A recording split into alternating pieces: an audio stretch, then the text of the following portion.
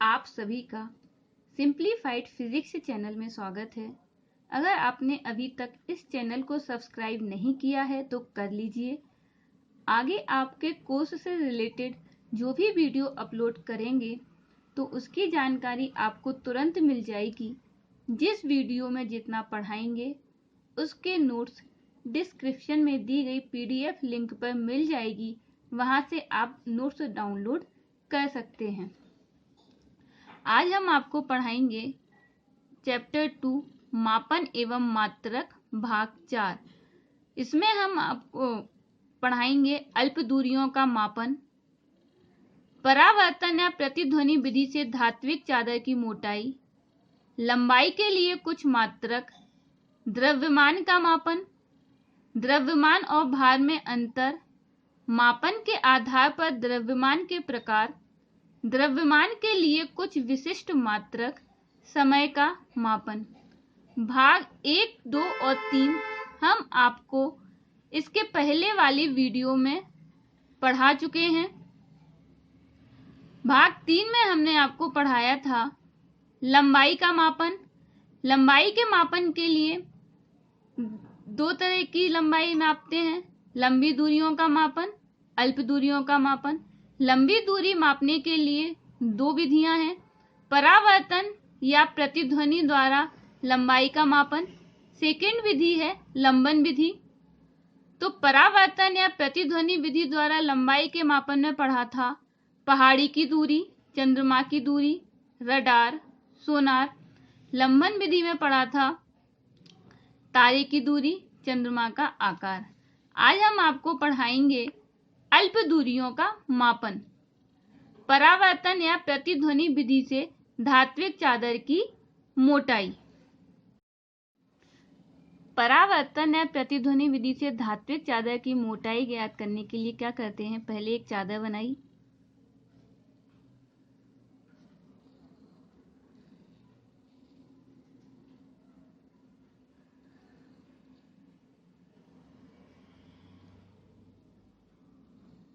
ये चादर हो गई, एक सतह ये हो गई, दूसरी सतह ये हो गई।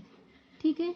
इसके लिए धात्विक चादर की सतह पर किसी बिंदु ए, ये बिंदु ए हो गया, किसी बिंदु ए से इसके सम्मुख सतह, ये सम्मुख सतह हो गई, ए से सम्मुख सतह की ओर क्या किया, एक सिग्नल भेजा। ठीक है। ये सम्मुख सतह के लिए एक बिंदु यहाँ पे सी मान लिया।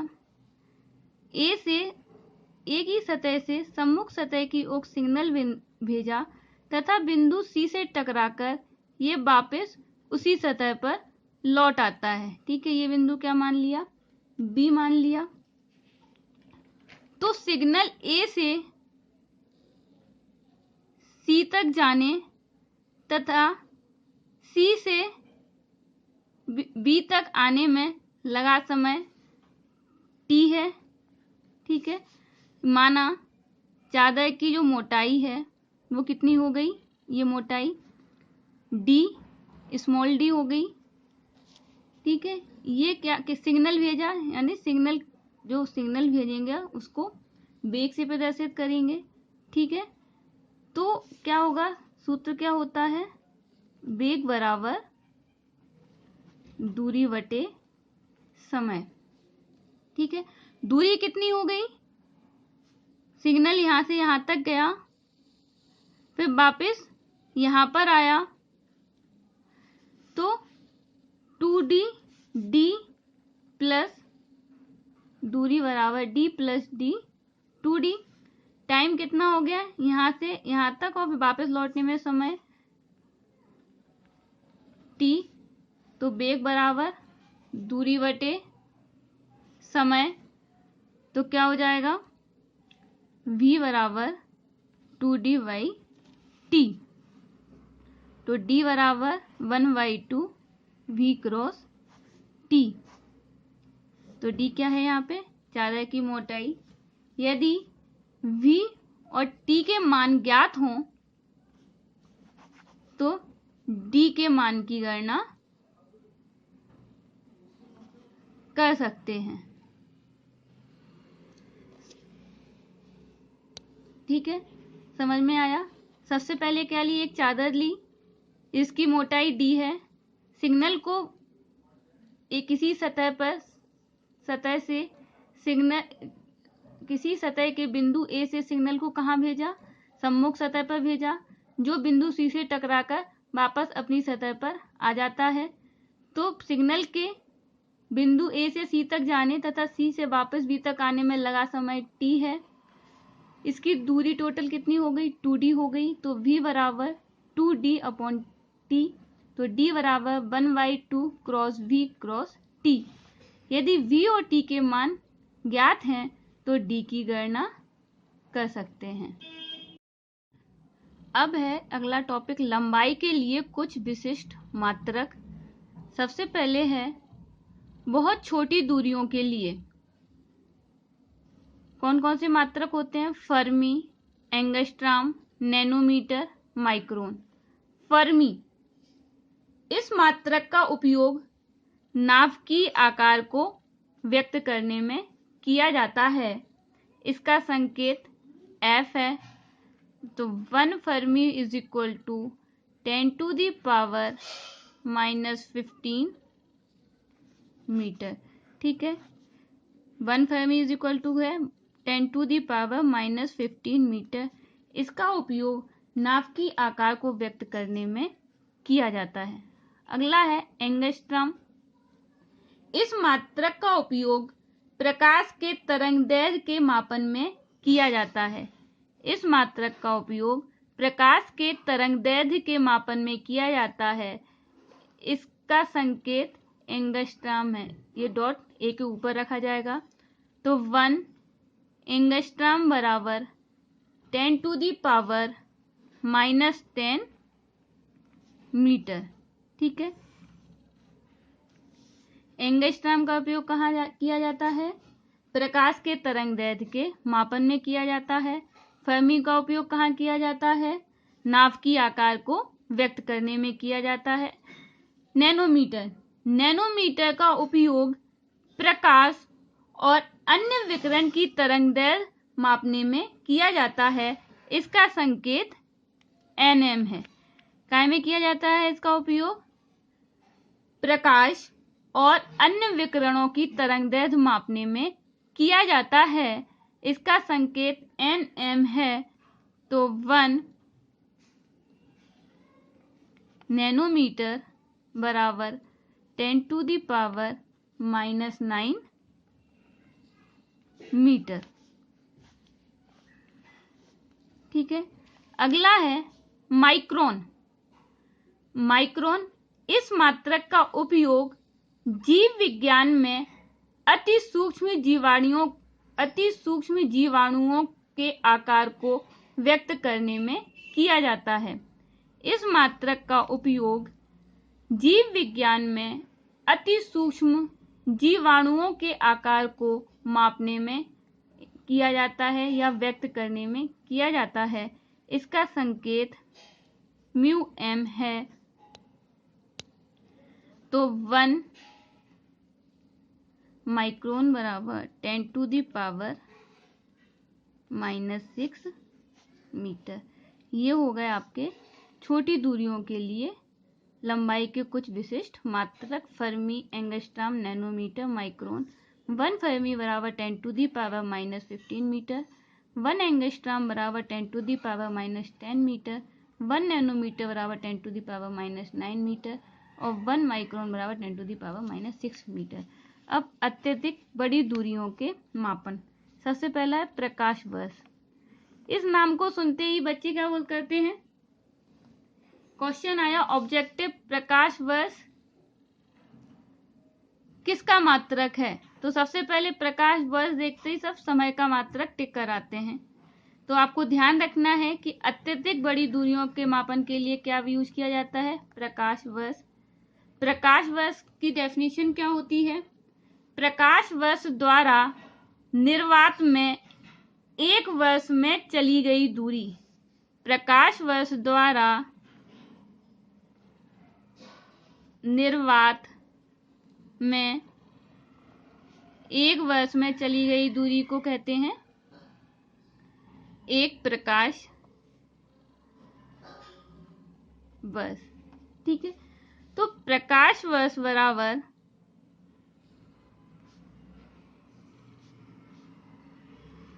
9.46 इंटू 10⁻15 मीटर।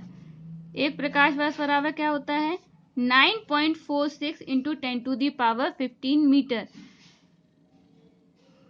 प्रकाश द्वारा निर्वात में एक वर्ष में चली गई दूरी को एक प्रकाश वर्ष। प्रकाश वर्ष क्या होता है? प्रकाश का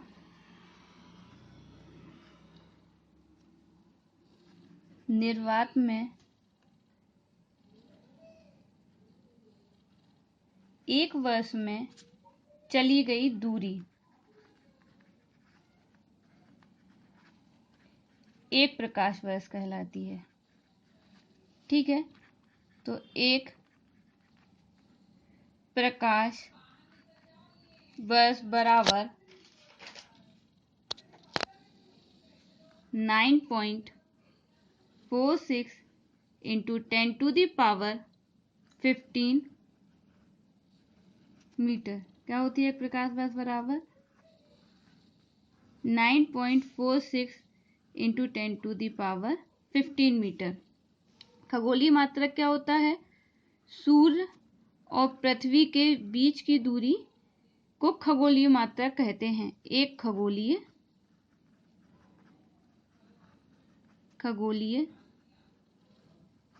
सूर्य और पृथ्वी के बीच की दूरी को एक खगोलीय मात्रक कहते हैं।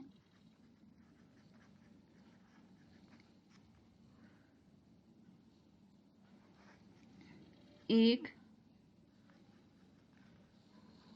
खगोलीय मात्रक बराबर 1.496 इंटू 10⁻11 मीटर। ठीक है, एक खगोलीय मात्रक बराबर क्या हो गया? 1.46 इंटू 10⁻11 मीटर। सूर्य और पृथ्वी के बीच की औसत दूरी को एक खगोलीय मात्रक कहते हैं। एक खगोलीय मात्रक बराबर 1.46 इंटू 10⁻11 मीटर। 1 पारसेक यह दूरी का सबसे बड़ा मात्रक है। यह दूरी का सबसे बड़ा मात्रक है। ठीक है, इसको क्या बोलते हैं? पैरालैक्टिक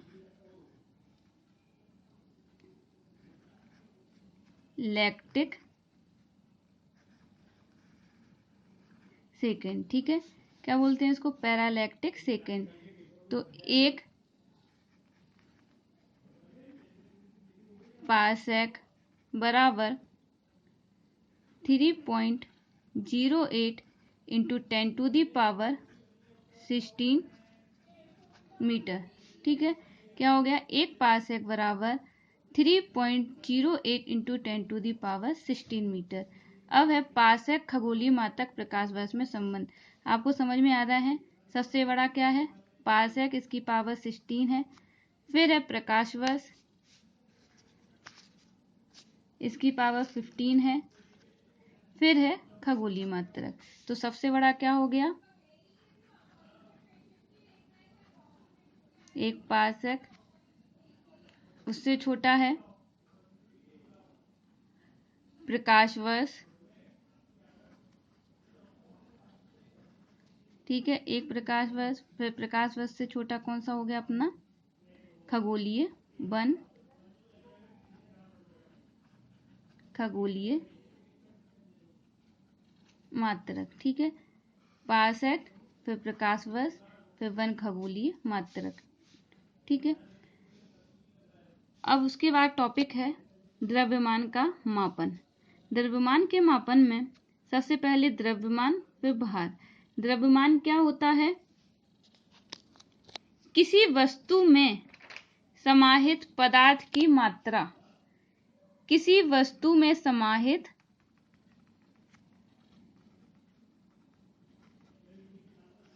पदार्थ की मात्रा। ठीक है, ये वस्तु हो गई। वस्तु में समाहित पदार्थ की मात्रा को क्या बोलते हैं? द्रव्यमान। यह पदार्थ का मौलिक गुण होता है और इसका मात्रक किलोग्राम तथा संकेत केजी है। ठीक है। अब है भार। भार क्या होता है? किसी वस्तु को पृथ्वी अपने केंद्र की ओर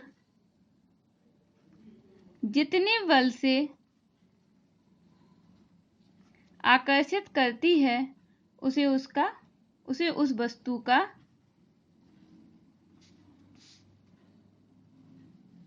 भार कहते हैं। क्या होता है? किसी वस्तु को पृथ्वी अपने केंद्र की ओर जितने बल से आकर्षित करती है उसे उस वस्तु का भार कहते हैं। यदि किसी वस्तु का द्रव्यमान m और भार w हो तो w बराबर mg। ठीक है। क्या होता है भार? किसी वस्तु को पृथ्वी अपने केंद्र की ओर जितने बल से आकर्षित करती है उसे उस वस्तु का भार कहते हैं। यदि किसी वस्तु का द्रव्यमान m तथा भार w हो तो w बराबर mg। अगला टॉपिक है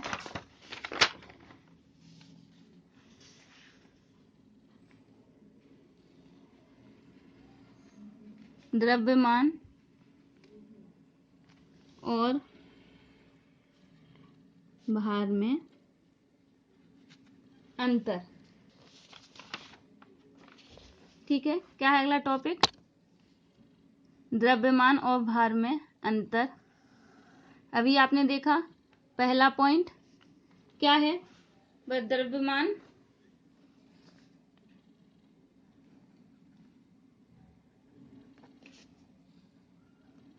भार। ठीक है। द्रव्यमान और भार। द्रव्यमान क्या होता है? अभी डेफिनेशन बताई थी। वस्तु में समाहित पदार्थ की मात्रा को उस वस्तु का द्रव्यमान कहते हैं। भार क्या होता है?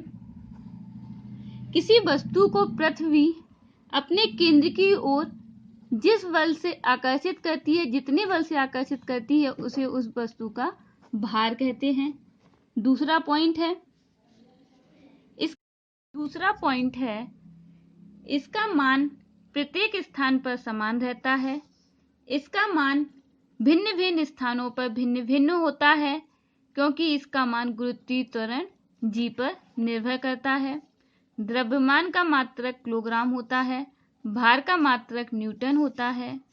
द्रव्यमान एक अदिश राशि है, भार सदिश राशि है। किसी वस्तु का द्रव्यमान शून्य नहीं हो सकता है। किसी वस्तु का भार शून्य हो सकता है, जैसे पृथ्वी के केंद्र में या कृत्रिम उपग्रह में। ठीक है। छठवां पॉइंट है यह किसी वस्तु का भौतिक गुण होता है। यह किसी वस्तु का मौलिक गुण होता है। यह मौलिक गुण नहीं होता है। ठीक है। छठवां पॉइंट क्या है? यह किसी वस्तु का मौलिक गुण होता है, यह वस्तु का मौलिक गुण नहीं होता है। अगला टॉपिक है मापन के आधार पर द्रव्यमान के प्रकार। मापन के आधार पर द्रव्यमान के प्रकार। मापन के आधार पर द्रव्यमान कितने प्रकार के होते हैं? 2 प्रकार के होते हैं। एक गुरुत्वीय द्रव्यमान,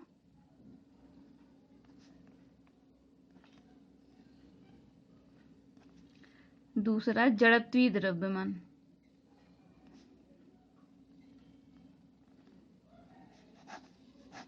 गुरुत्वीय द्रव्यमान।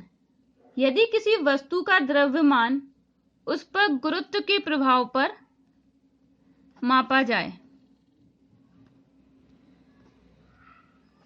यदि किसी वस्तु का द्रव्यमान उस पर गुरुत्व के प्रभाव पर मापा जाए तो वस्तु को गुरुत्वीय द्रव्यमान कहते हैं। तो वस्तु के द्रव्यमान को क्या बोलते हैं? गुरुत्वीय द्रव्यमान कहते हैं। यदि किसी वस्तु का द्रव्यमान गुरुत्व के प्रभाव के आधार पर मापा जाए तो वस्तु के द्रव्यमान को गुरुत्वीय द्रव्यमान कहते हैं। इसकी माप भौतिक तुला से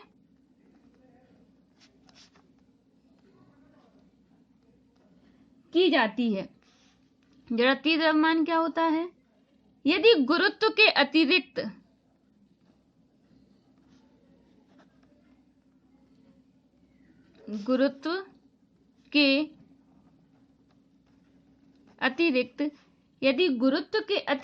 अन्य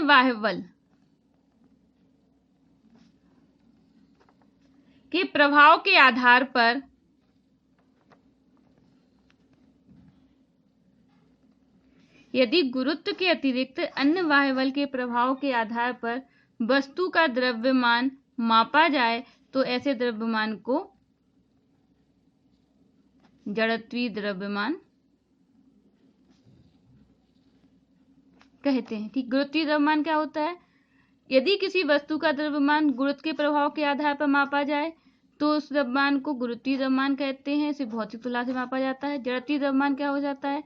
यदि गुरुत्व के अतिरिक्त अन्य बाह्य बल के प्रभाव के आधार पर वस्तु का द्रव्यमान मापा जाए तो ऐसे द्रव्यमान को जड़त्वीय द्रव्यमान कहते हैं। अब द्रव्यमान के लिए कुछ विशिष्ट मात्रक।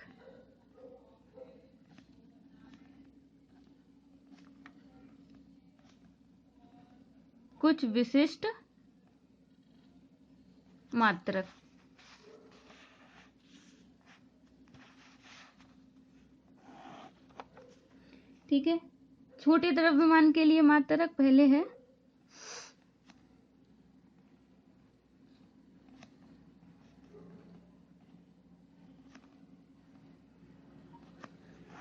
छोटे द्रव्यमान के लिए मात्रक।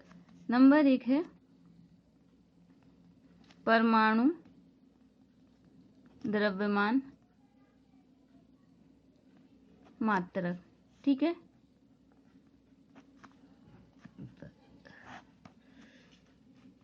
इस मात्रक का उपयोग परमाणु या नाभिक के द्रव्यमान के मापने में किया जाता है।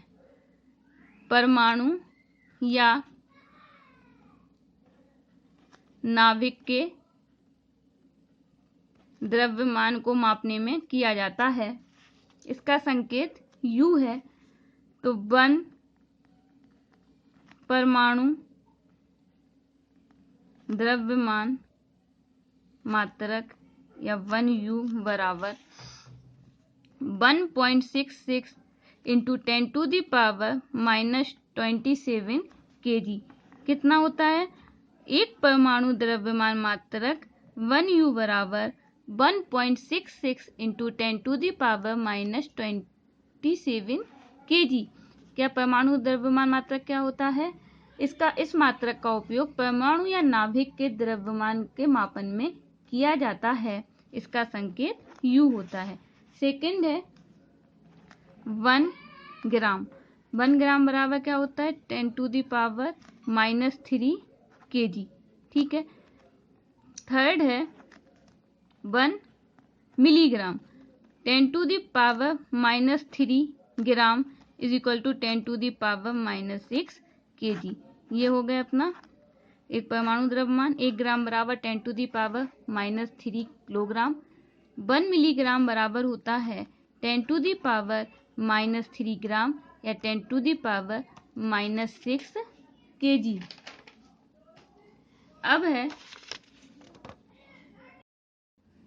अब है बड़े द्रव्यमान के लिए मात्रक। जैसे पहला है 1 मीट्रिक टन बराबर 1000 किलोग्राम। 1 मीट्रिक टन बराबर कितना हो गया? 1000 किलोग्राम। आपको पता है 1 क्विंटल 1 क्विंटल बराबर कितना होता है? 100 किलोग्राम। ठीक है। 1 मीट्रिक टन बराबर 1000 किलोग्राम। 1 क्विंटल बराबर 100 किलोग्राम। अब थर्ड है एक चंद्रशेखर सीमा। ठीक है, ये क्या होता है? ये द्रव्यमान का सबसे बड़ा मात्रक है। इसका संकेत CSL क्या होता है? CSL है। एक चंद्रशेखर सीमा यह द्रव्यमान का सबसे बड़ा मात्रक है। इसका संकेत CSL है। तो एक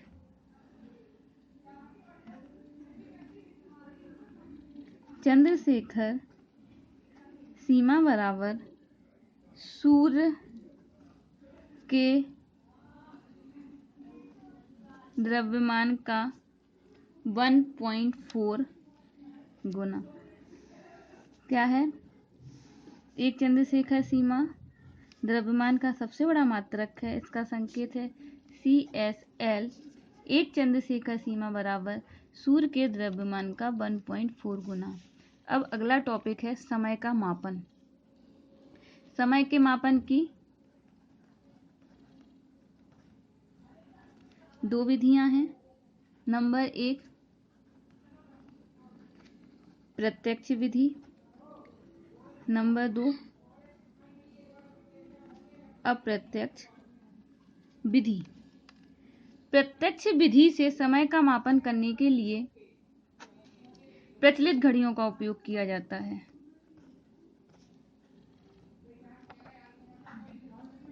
प्रत्यक्ष विधि से समय का मापन के लिए प्रचलित घड़ियों का उपयोग किया जाता है। अत्यंत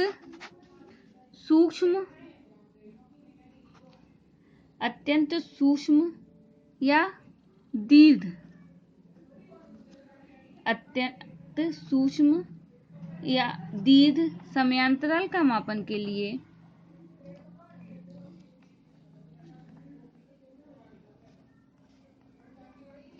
अप्रत्यक्ष विधि का उपयोग किया जाता है। प्रत्यक्ष विधि में प्रचलित घड़ियां और अत्यंत सूक्ष्म और दीर्घ समयांतराल के लिए अप्रत्यक्ष विधि का उपयोग किया जाता है। तो अत्यंत अल्प समयांतराल का मापन, अत्यंत सूक्ष्म या अत्यंत अल्प समयांतराल का मापन। अत्यंत अल्प समयांतराल का मापन। अत्यंत अल्प समयांतराल के मापन के लिए सीजियम परमाणु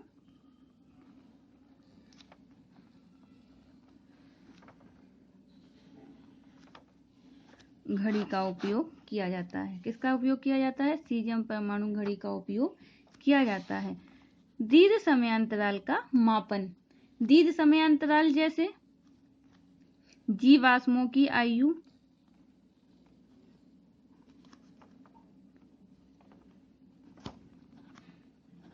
पत्थरों की आयु,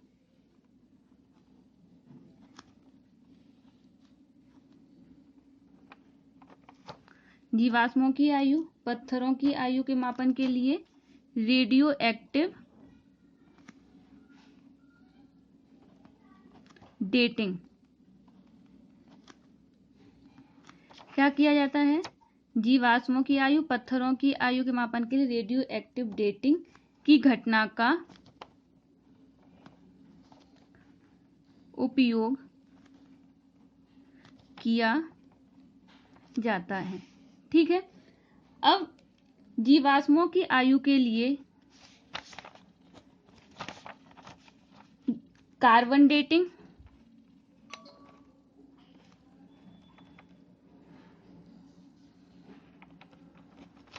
और पत्थरों की आयु के लिए यूरेनियम डेटिंग।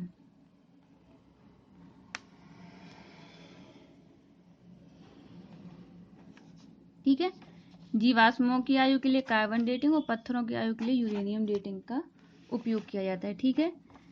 देखो, दीर्घ समयांतराल के मापन के दीर्घ समयांतराल जैसे जीवाश्मों की आयु, पत्थरों की आयु, इनका मापन के लिए क्या उपयोग किया जाता है? रेडियो एक्टिव डेटिंग घटना का उपयोग किया जाता है। जीवाश्मों की आयु कार्बन डेटिंग से याद की जाती है और पत्थरों की आयु यूरेनियम डेटिंग का उपयोग किया जाता है। ठीक है, तो अब नोट्स देख लेते हैं।